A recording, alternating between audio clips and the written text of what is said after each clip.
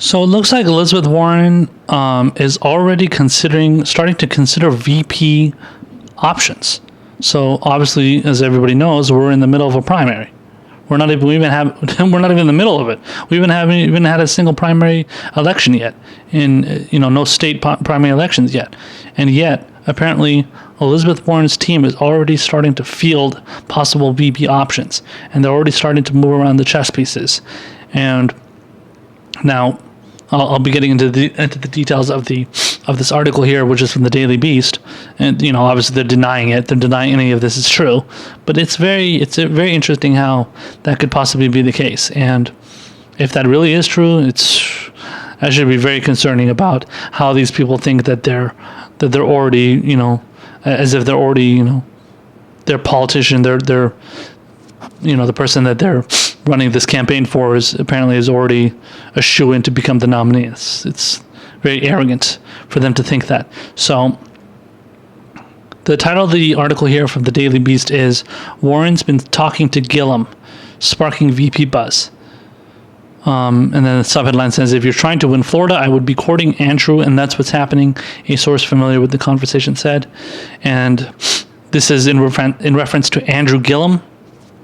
He actually ran under the Our Revolution banner, which is Bernie Sanders' group, and he actually ended up being a very centrist milquetoast type politician. A lot of the Democratic Party just seem to want him because he's a young black man, and they wanted to get minority voters out there, which is fine. I mean, but that's not based on just getting a black man in there. Obviously, if anybody that knows policies and cares about policies knows that you can't just get a black whatever politician in there expect to do well. So let me read parts of this article, and then we'll analyze it as we go along. It says presidential candidates often keep a running list of influential individuals who they will informally call for ideas, advice, and perhaps to scope them out as a potential running mate. And for several candidates, including at least one in the top tier, former Tallahassee Mayor Andrew Gillum is on speed dial. Senator Elizabeth Warren, in particular, has been in contact with Gillum over the past several months, multiple knowledgeable sources told the Daily Beast. When reached for comment about the vice presidential buzz, a Warren campaign official said that it is baseless, that is baseless and not true at all. But two sources said the talks between Warren and Gillum resemble the kind of courtship that happens when a leading presidential candidate is exploring potential vice presidential contenders. One source briefed on the communications said the two Democrats have been in contact over the course of the campaign, and that there is a strong impression that Gillum is a possible vice presidential contender for Warren, who has risen in recent months to become a frontrunner in the 2020 primary, the source said. If you're trying to win Florida, I would be courting Andrew, and that's what's happening, a second source familiar with the conversation said. That was the same thing as the subheadline, obviously. Next part here says, others said the conversations are broader in scope, and that Gillum, who narrowly lost a gubernatorial bid by less than a half a point to Republican Ron DeSantis in 2018, is a key player in the biggest battleground state, which President Trump won by less than 2 percentage points in 2016. A source close to Gillum's political team would not confirm specific talks, but that stated that Gillum is in communication with many of the candidates and noted that Florida is a critical state to win the presidency. But hours after the Daily Beast posted this story, Gillum tweeted, "Many of my friends running to beat Donald Trump call me often about one thing, how to win Florida." He then included a pitch and a link to his new effort to register 1 million new voters in Florida. Gillum, 40 years old, ran a tight race that attracted significant national attention in the height of the 2018 midterm elections, even bringing in former President Barack Obama to rally for him in Miami.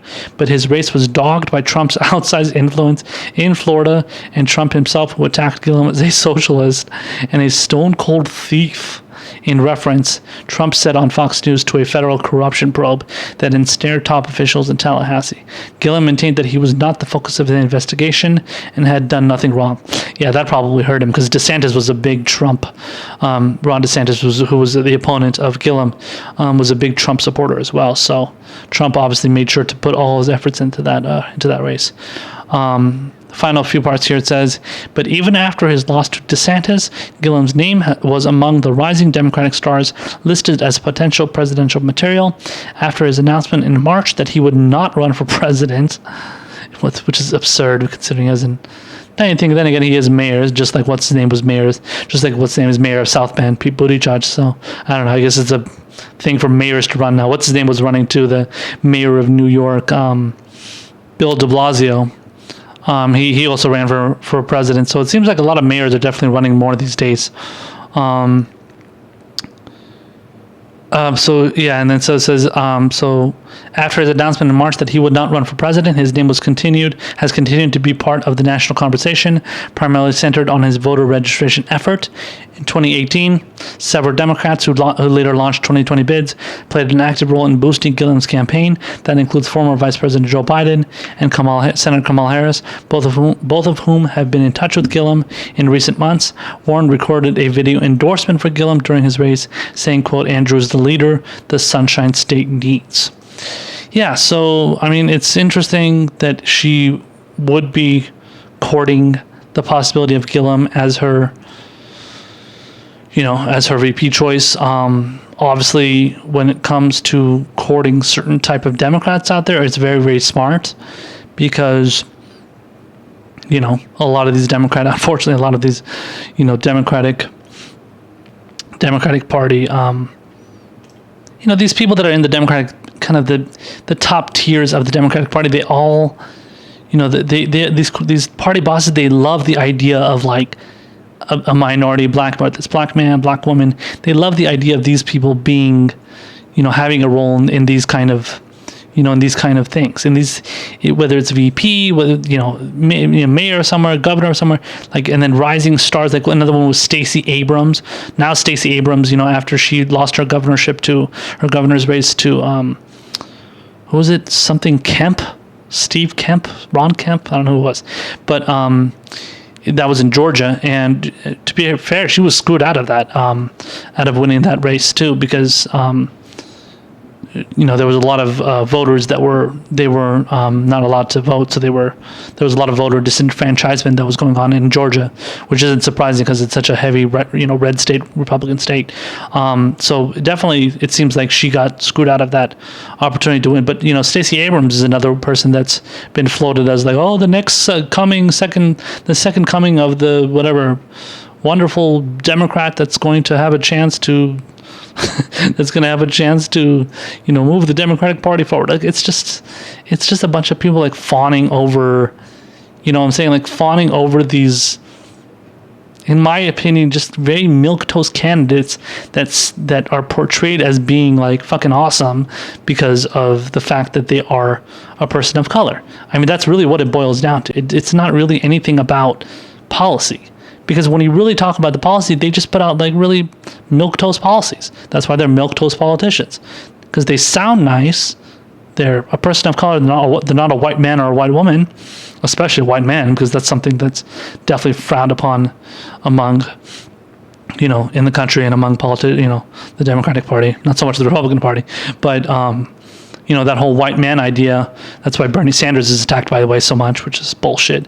But yeah, so like that's like a thing like that's frowned upon. Like, oh, we can't have a white man in there, and that's whoever's facing that white man politician is the person that's like put out there as like the villain.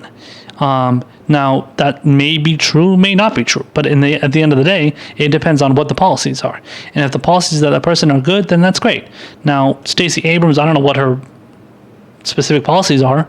I frankly don't really know what the specific policies of Andrew Gillum are.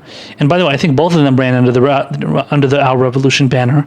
But either way, they're not progressive enough, because when the Democratic Party loves a politician right now in this day and age, 2019, let alone going into 2020, those politicians are usually not progressive because the Democratic Party is not progressive.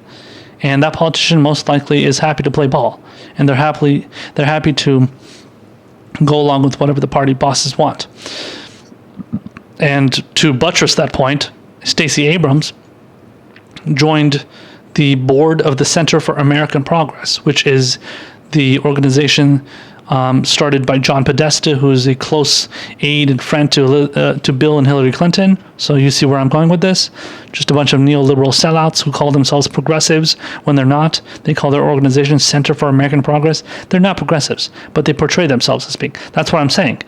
Stacey Abrams, I'm such a progressive, everybody thinks she's such a progressive, but then, and she goes and joins a group that calls themselves Center for American Progress. Obviously, everybody's just going to think you're a progressive, and it's not true. And it's totally made up, propaganda, manufacturing consent. And it's not based on any kind of fact or, like I said, policies and stuff. It's just a label that they like to, grift off of and steal. And I've said before, that pisses me off because I consider myself a progressive, and I'm very proud of that label, and that's something that I can't stand that they hijack that label and use it for themselves. It's wrong.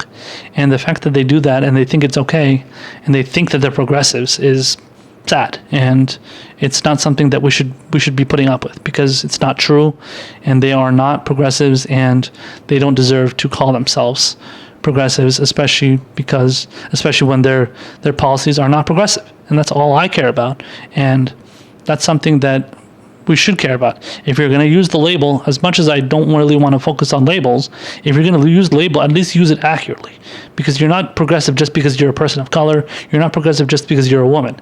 Using that logic, then if you're a woman, you have to vote for a woman.